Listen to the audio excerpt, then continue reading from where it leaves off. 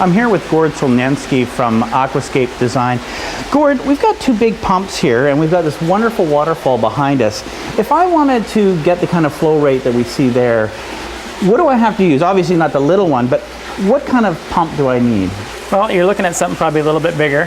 This right here is our Aquasurge pump, and it pumps about 3,000 gallons per hour. So this will be pretty close to what you see behind us there. Okay, so now you often see these little fountain pumps. Now this one does about 145 gallons per hour. What is the main difference between something like this to a larger pump?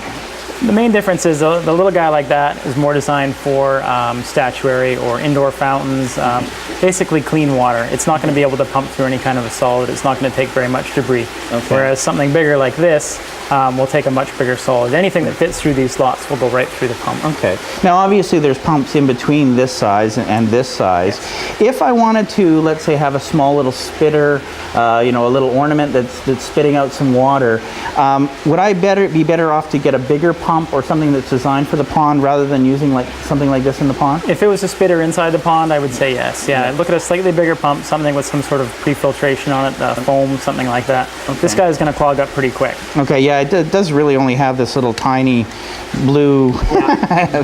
Very small. Yeah. Okay. Really clear water, like I say, bird bath fountains, indoor features, that sort of thing. Okay.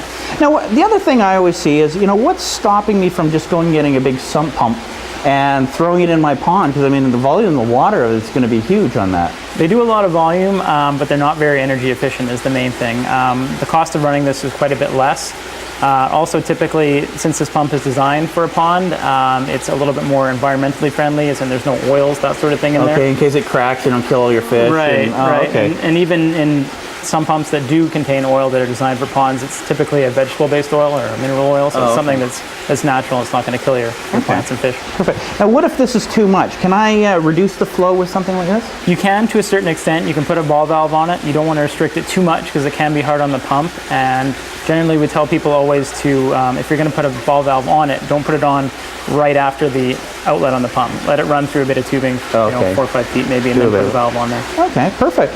Well, Gord, thank you. You've given us some great general information. No problem. Anytime.